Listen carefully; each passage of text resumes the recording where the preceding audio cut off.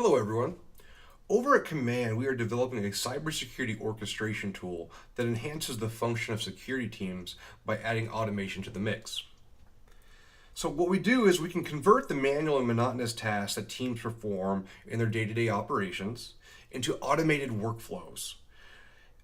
Allows them to spend more time on the actual threats that they would encounter in the enterprise.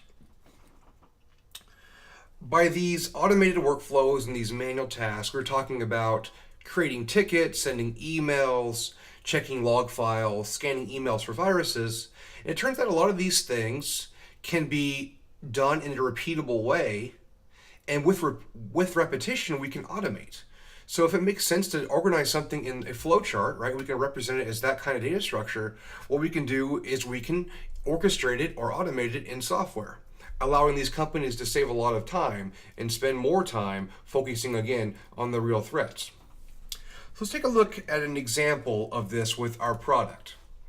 So if we go to our web interface, on the side here we have a workflow page. If you click on that, it shows you all the workflows. And the workflows are the automation. That is what we call a step-by-step process that mimics what a human would do in the Security Operations Center.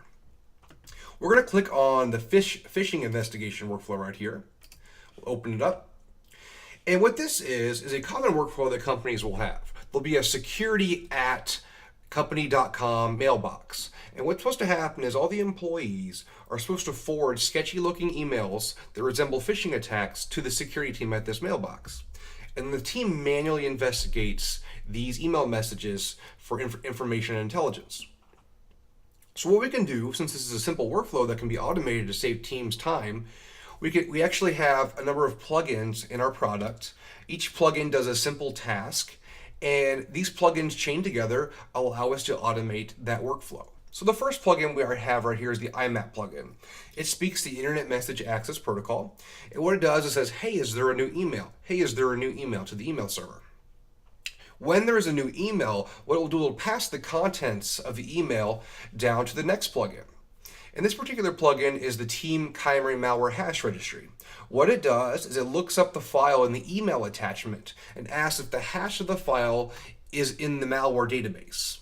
If it's in the malware database and it returns found, then we know that the file is associated with malware.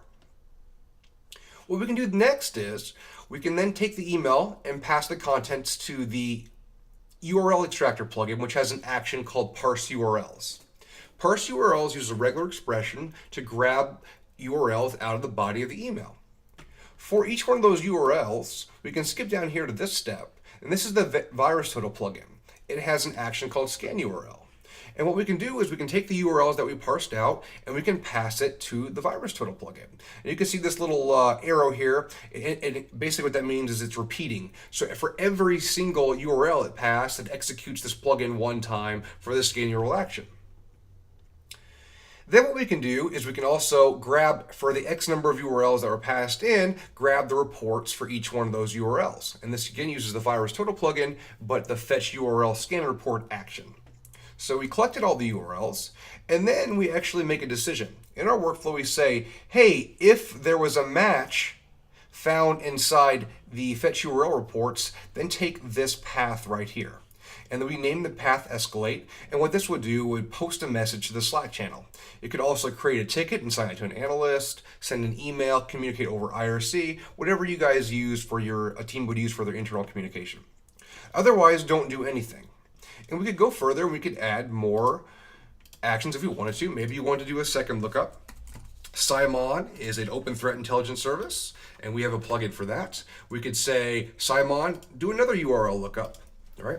And pass in our token information. And here we can say, hey, grab the parse URLs from the last step and start looking those up. So that will give us a second opinion. And then we could update our logic if we wanted to say, hey, if there was a match in virus total or Simon, then go this route, right? So we have this granular configurability in our product allow us to repeat these processes. Let's take a look at one more example. So we have the malware host example.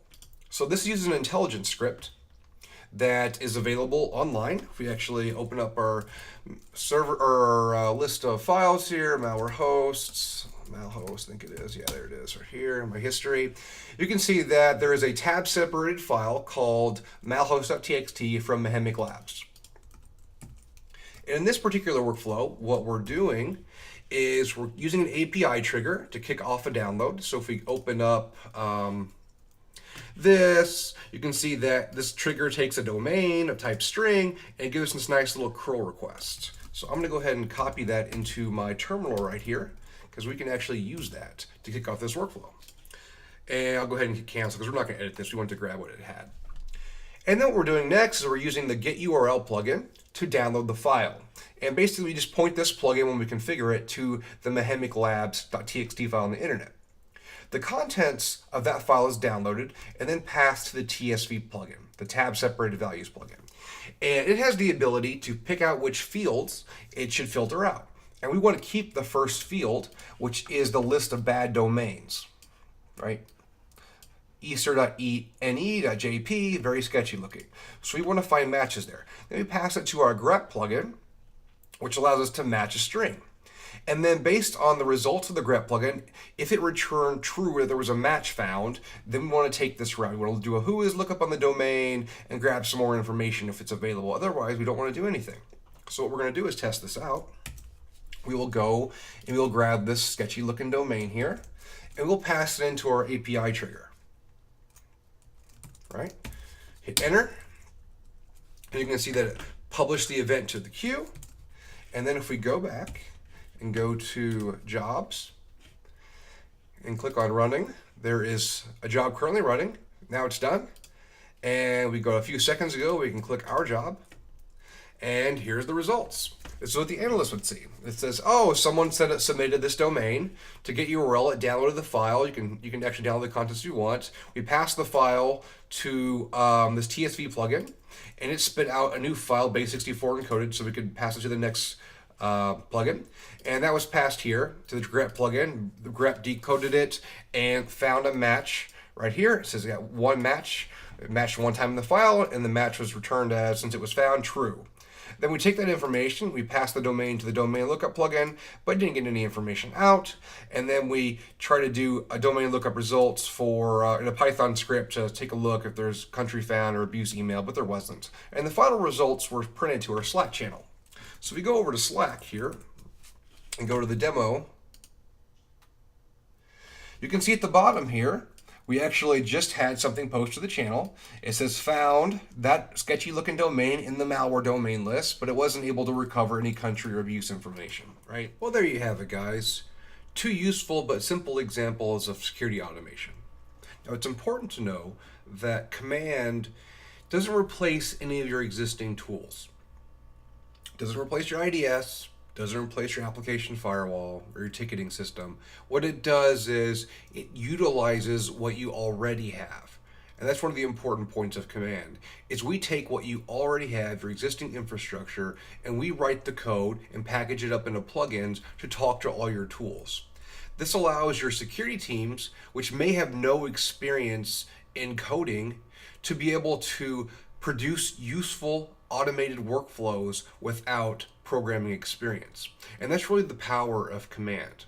And the bread and butter of it is just being able to quickly and easily build out useful, intuitive flowchart-like decision trees in our awesome user interface. Now stay tuned for more information about Komand.